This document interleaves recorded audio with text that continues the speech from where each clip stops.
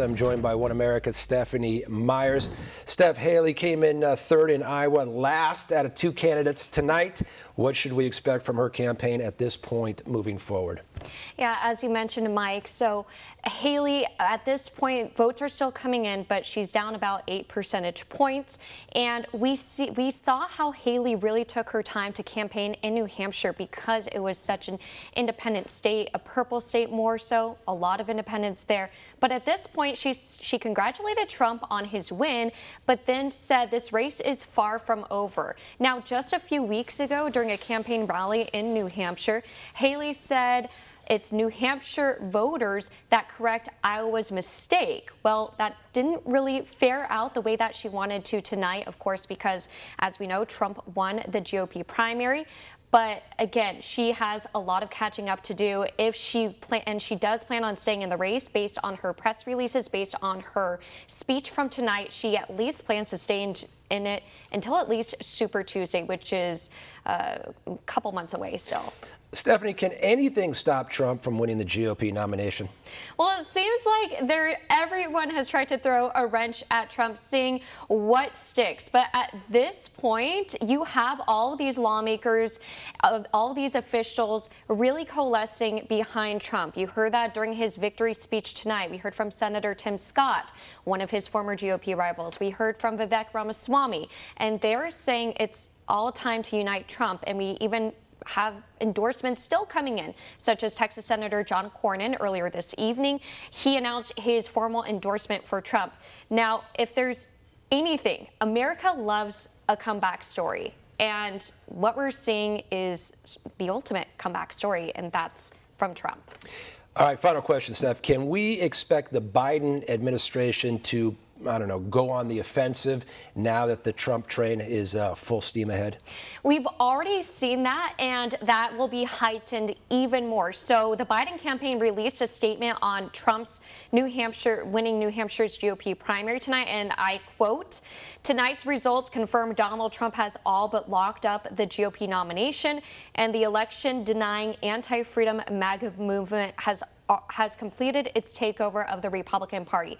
So already Biden is getting on the defensive, but if anything, if we look at 4 years ago, if we look at how policies and how America was under Trump, that's going to resonate with voters. And that is exactly what Trump is doing. He's reminding people of the immigration policies that were under his watch that stopped and secured the southern border. Now you have Biden, for example, even saying that the border is broken. And of course, Biden, he keeps on campaigning on abortion, he and Vice President Kamala Harris. But again, the number one issue consistently for voters is the economy. You have Biden touting Bidenomics, but we still have inflation out of hand. Rent prices are going up. And then, of course, you have essentially the world on fire. You look at what's happening in the Middle East. You have the war between Israel and Hamas. You have China just sitting back and saying we have to look and see what China is doing with regard to Taiwan, the Afghanistan withdrawal. These are all points that Trump can get on Biden because this happened under Biden's watch, especially the Afghanistan withdrawal and then, of course, the Ukraine war. So at this point, Trump has a lot of leverage and a lot of ammo to fire back against Biden if that's the case, and we see the polls consistently show that Trump would win in a hypothetical rematch against President Biden. It looks like both candidates, especially Nikki Haley, kind of skipping over Nevada, looking towards South Carolina. Is there any way the former governor of South Carolina can win? She wants to. She's clearly keeping her campaign up and running, and she's really counting on South Carolina to make that shift happen. We'll have to see if that's actually the case. South Carolina, as you mentioned, is after Nevada, which would be towards the end of February.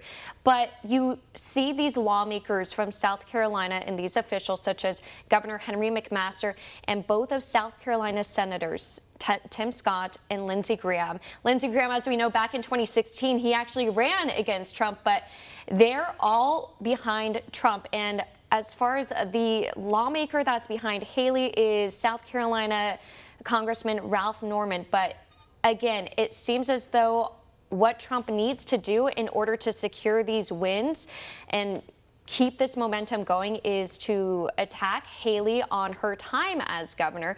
He's already put out some campaign ads about how she raised the gas tax, even though she said that she implemented the gas tax, even though she said she wouldn't. And even though Haley said that she's proud that she voted for Trump twice, she's going off of this, we need a new generation of blood, and she's trying to tout this new generation, but it will have to see. It seems as though voters are looking back and seeing the past 4 years and what life was like under Trump's presidency.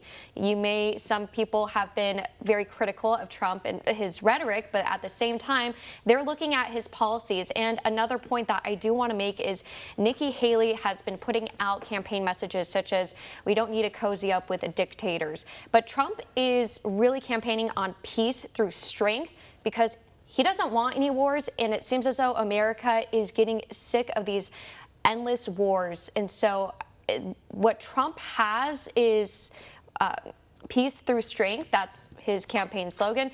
Whereas Nikki Haley, she's trying to be, a lot of people have described her as a neoconservative, if you will, and kind of reminiscent of George Bush. So we'll have to see what happens. But again, the economy is always the #1 issue for voters, and people will just have to look and see what they like between Trump and Haley's campaign. And so far, we've seen that from Iowa voters and New Hampshire voters. Many people thought we could expect Nikki Haley to throw in the towel tonight if she lost in New Hampshire. But I suspect because she was within, 10 percentage points, 45-55, I suspect that's why she's staying in. If she loses South Carolina, can we expect her to wave the white flag already?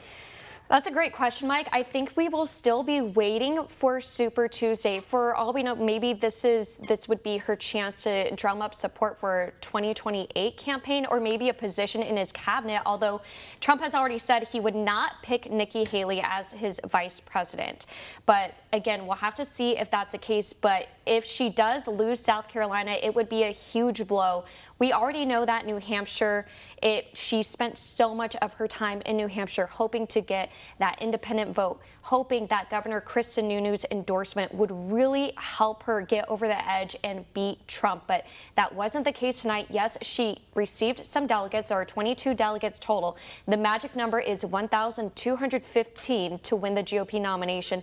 And so far, Trump is on track, and you have a lot of people saying we should coalesce around the eventual presumptive Republican nominee. But what Haley is saying, she's saying that this is not a coronation, that it's only 2 states. So she's clearly staying in the race. It's just a matter of how long. For all our viewers asking where One America News is heading in the future, we would like to introduce you to OAN Live. OAN Live is the best way to stay up to date on all of the hard-hitting, straight-shooting, national and international headlines. And the best part is, OAN Live is only $4.99 per month. All the credible, honest, unbiased reporting One America News offers at a fraction of the cost of cable. Just go to OANN.com to easily sign up for OAN Live and stay informed.